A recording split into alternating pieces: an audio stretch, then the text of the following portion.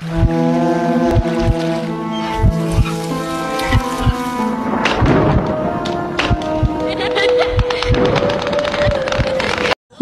বন্ধুরা, আজকে একটা নিরামিষ এঁচড়ের রেসিপি নিয়ে তোমাদের সামনে হাজির হয়েছি। এখন প্রচুর এঁচড় পাওয়া যাচ্ছে। এই কচি এঁচড়ের টেস্টটি সত্যি অপূর্ব সুন্দর হয়, আর এইভাবে রান্না করলে মাছ মাংসও ফেল করে যাবে। এরমভাবে নিরামিষ একবার এঁচড় অবশ্যই রান্না করে খেয়ে দেখবে। তো স্কিপ না করে দেখতে থাকো স্টেপ বাই স্টেপ আমি কিভাবে রান্নাটা করি। প্রথমেই এঁচড়টা কেটে নিয়েছি, কড়াইয়ে জল বসিয়ে দিয়েছি, দিয়ে দিচ্ছি একটু হলুদ আর লবণ। এবার এঁচড়গুলোকে ভালো করে ধুয়ে নিয়ে এখন আমি দেখো সেদ্ধ করতে দিয়ে দেবো। যেহেতু কচি এঁচড়, সেদ্ধ না করলে কিন্তু খেতে খুব একটা ভালো লাগবে না। প্রথমেই কিন্তু এঁচড়টাকে ভালো করে সেদ্ধ করে নিতে হবে। আর নুন হলুদ দিয়ে দিচ্ছি। নুনটা দিয়ে দিলে এঁচড়ের মধ্যে নুন ঢুকে যাবে, আর এঁচড়ের মধ্যে হলুদ দিয়ে দিলে এঁচড়ের কালারটা কিন্তু একটুও চেঞ্জ হবে না। তো এই যে এঁচড়গুলো কিন্তু কথা বলতে বলতে দেখো সেদ্ধ হয়ে গেছে, খুব বেশিক্ষণ সময় লাগেনি, আর জলটাও কিন্তু পুরো শুকিয়ে গেছে। এখন কড়াইয়ে আমি দিয়ে দিচ্ছি সর্ষের তেল। রান্নাটা আমি সর্ষের তেলে করব। তো যেহেতু এঁচড় নিরামিষভাবে রান্না করবো, একটু তেলের পরিমাণটা বেশি লাগবে। এখন আমি মশলা ফোড়ন দিয়ে দিচ্ছি। শুকনো লঙ্কা, দেখো জয়িত্রী, দারচিনি, লবঙ্গ, গোলমরিচ, জিরে, তেজপাতা, তো সমস্ত কিছু নিয়ে নিয়েছি। এখন তেজপাতাটা প্রথমে ফোড়নে দিয়ে দেব। এবার এক এক করে সমস্ত কিছু কিন্তু ফোড়নে আমি দিয়ে দেব। দুটো শুকনো লঙ্কা আমি ফাটিয়ে নিয়েছি।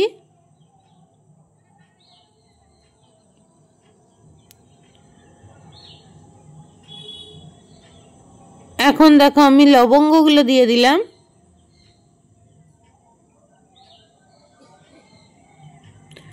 গোলমরিচ দিয়ে দিলাম ফোড়নে।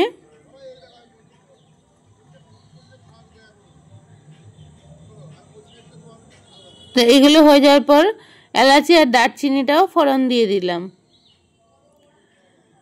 জয়িত্রী দিয়ে দিলাম। এবার জিরেটা ফোড়ন দিয়ে দিচ্ছি। তো সমস্ত কিছু ফোড়ন হওয়া অবধি কিন্তু অপেক্ষা করতে হবে, কালারটা যাতে ভালো হয় তার জন্য দিয়ে দিলাম একটু চিনি আর হলুদ তেলের ওপর। তো সমস্ত কিন্তু হয়ে গেছে। এবার আগে থেকে কেটে রাখা আলুগুলো ধুয়ে নিয়ে ভাজতে দিয়ে দিচ্ছি।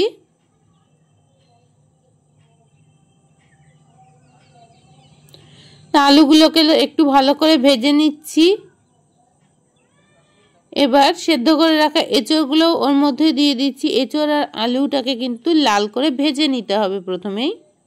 আর তোমরা সবাই এঁচড় রান্না করতে জানো নিরামিষভাবে, সবাই জানো হয়তো, কিন্তু আমি নিরামিষভাবে কিভাবে করছি সেটাই তোমাদের সাথে শেয়ার করে নিচ্ছি।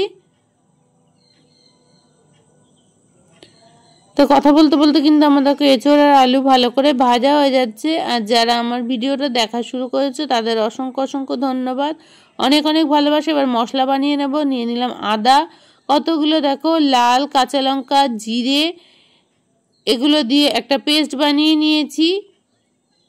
এদিকে কিন্তু আমার আলু আর এঁচড় ভাজা হয়ে গেছে। মশলাটা কিন্তু আমি ঢেলে দিলাম এর মধ্যে। মশলাটা কিন্তু নাড়াচাড়া করে নিচ্ছি এর সাথে।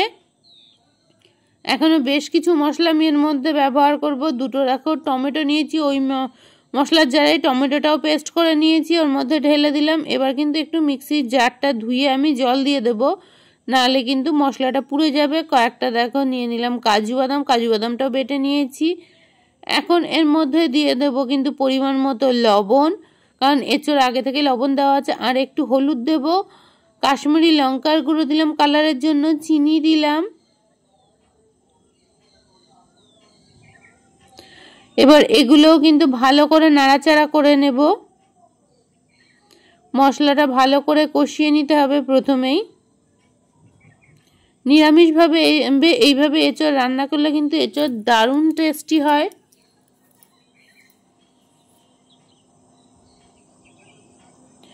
এবার যে কাজু বাদামটা বেটে রেখেছিলাম সেটা দিয়ে দিলাম। দিয়ে আবারও একটু কিন্তু সমস্ত কিছুর সাথে মিশিয়ে নিচ্ছি, ভালো করে একটু ভাজা ভাজা করে নেব।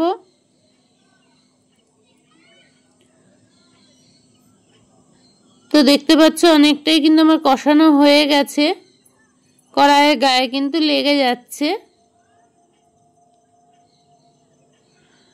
যত ভালোভাবে কষানো যাবে রান্নার টেস্টটা ততটাই দারুণ হয়ে যাবে। এবার কিন্তু আমার কষানো কমপ্লিট।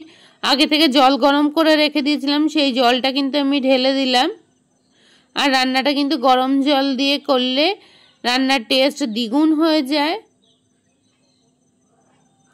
কারণ রান্নার সময় যদি আমি এখানে ঠান্ডা জল ব্যবহার করি তাহলে কিন্তু তরকারির টেস্টটা অনেকটাই কম হয়, ব্যালেন্সটা ঠিক থাকবে গরম জল দিলে তবেই।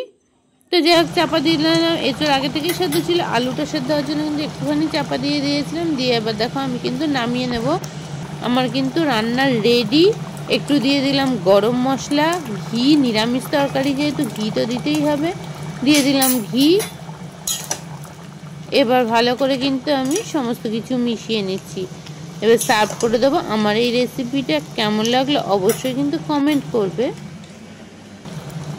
আমি এখন নামিয়ে নিচ্ছি। একদম সিম্পলভাবে এঁচোড়ের আলুর এই রেসিপিটা তোমাদের সাথে শেয়ার করলাম। এটা কিন্তু ভাত বা রুটি, লুচি, পরোটা সবার সাথেই কিন্তু ভালো লাগবে। নিরামিষ দিনে এইভাবে এঁচোড় একবার অবশ্যই রান্না করে দেখবে। আশা করব রেসিপিটা ভালো লাগবে। আর রেসিপিটা এতক্ষণ ধরে দেখছো যারা ধৈর্য ধরে, তাদের তো অসংখ্য ধন্যবাদ, অনেক অনেক ভালোবাসা। রেসিপি থেকে আজকের মতো তোমাদের কাছ থেকে বিদায় নিচ্ছি। সবাই ভালো থেকো।